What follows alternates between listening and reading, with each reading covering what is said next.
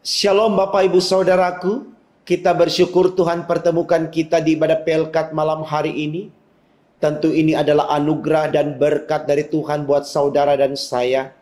Maka mari kita yang mensyukurinya, yang sudah membaca Alkitab dari kitab 1 Samuel 17 ayat 37 sampai 39. Sebelum kita menyaksikan tayangan video ini dengan tema sinodal yang dituliskan dalam Sabda Bina Umat, yaitu iman warisan intangible, yang artinya iman merupakan warisan yang tidak berwujud.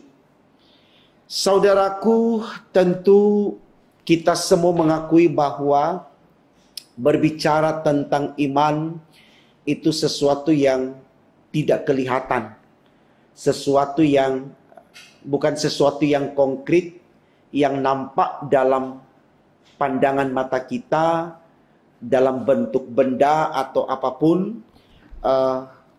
Artinya bahwa memang seperti apa yang dikatakan di tema kita, bahwa iman merupakan warisan intangible ini atau warisan yang tak berwujud ini.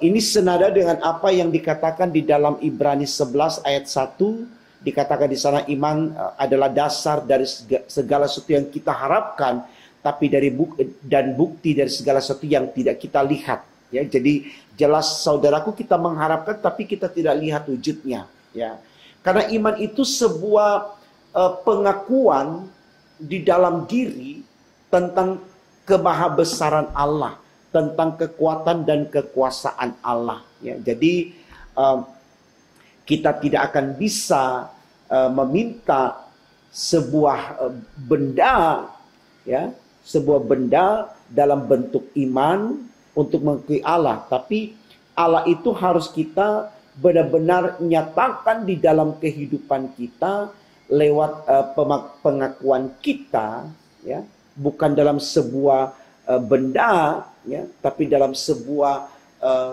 semangat diri, energi diri yang bisa melahirkan hal-hal yang positif, hal-hal yang berdampak baik bagi manusia, dan tentunya yang mempermuliakan nama Allah. Jadi saya pikir tema khotbah kita ini sangat baik sekali untuk kita renungkan, supaya kita tidak mengimani Yesus karena kita pegang salib atau karena kita pegang Alkitab. Tapi kita mengimani Yesus karena kita menempatkan Yesus di hati kita yang paling dalam, yang dibangun dengan sesuatu ketulusan, kejujuran, keikhlasan tanpa pamrih. Itulah kekuatan iman. Makanya dikatakan tema khotbah kita, iman itu warisan yang tak berwujud atau warisan yang intangible. Ya, jadi saya pikir ini baik saudaraku untuk kita renungkan. Nah, ini sangat mengena atau sangat relevan dengan teks bacaan Alkitab kita. Dari dua sosok yang ditampilkan di bacaan kita di ayat 37 sampai 39 tentang Saul dan Daud, kelihatan sekali saudaraku bagaimana Saul memperlihatkan keyakinannya dalam sebuah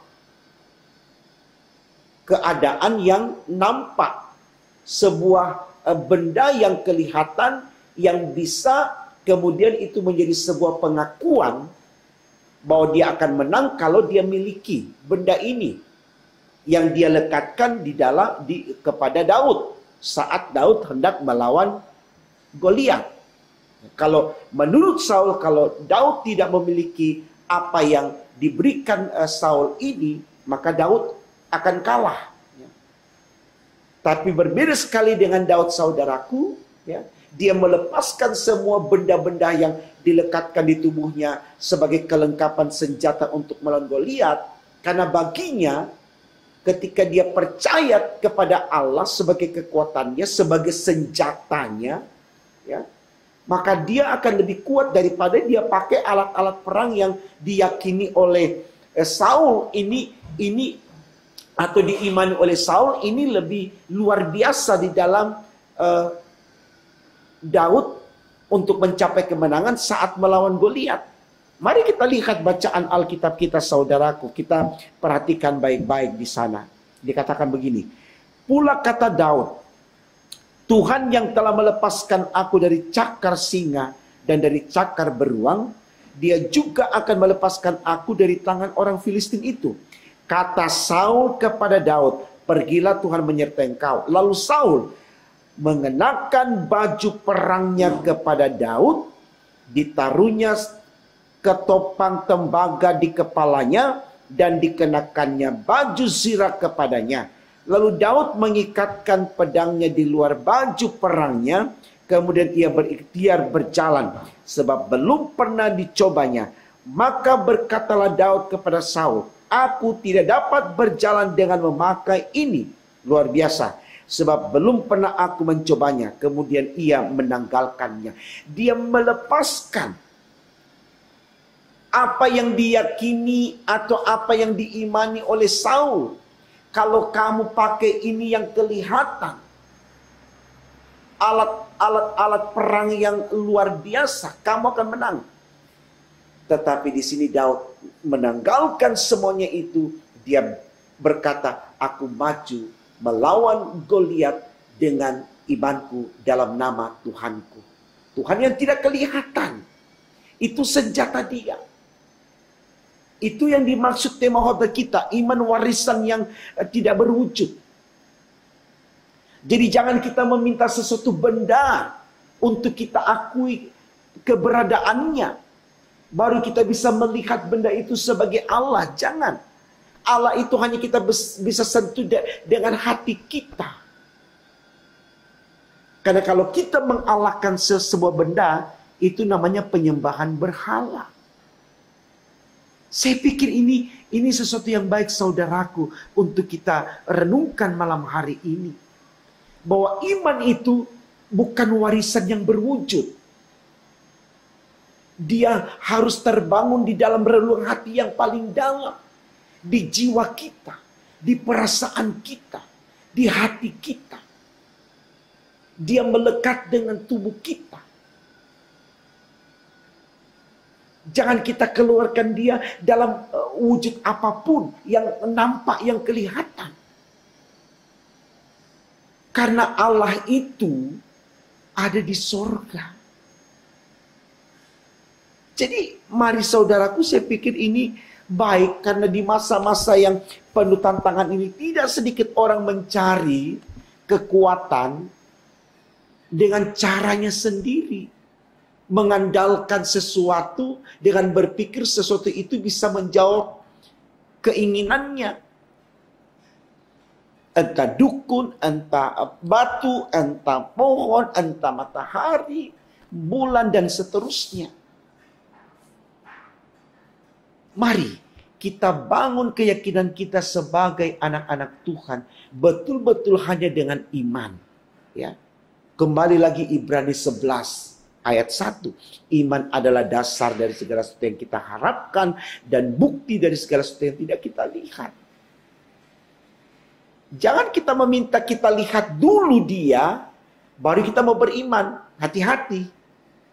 Ya.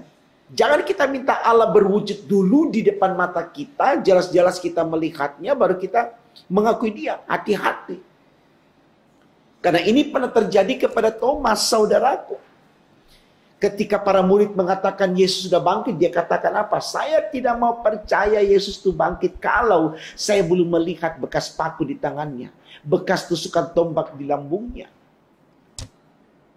Dan di sana Yesus datang kepada Thomas, dia katakan, nih lihat. Ya. Tetapi ada kalimat yang dikatakan oleh Yesus di sana, dia katakan, berbahagialah orang yang percaya kepadaku, walau tidak melihat, daripada nanti melihat baru percaya. Jadi iman itu bukan sesuatu yang konkret. Konkret dalam pengertian tidak berwujud. Ya.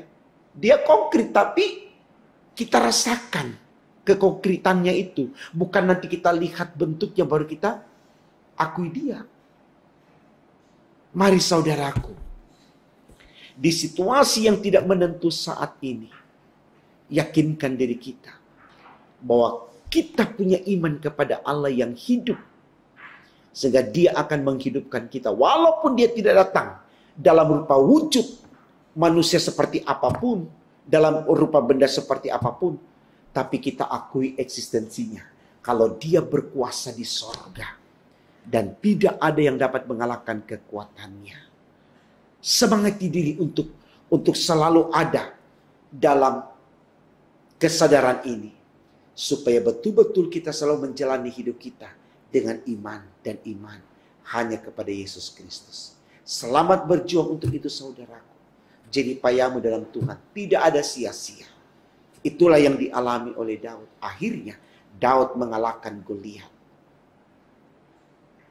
Ini bukti kekuatan iman yang dibangun di dalam nama Tuhan.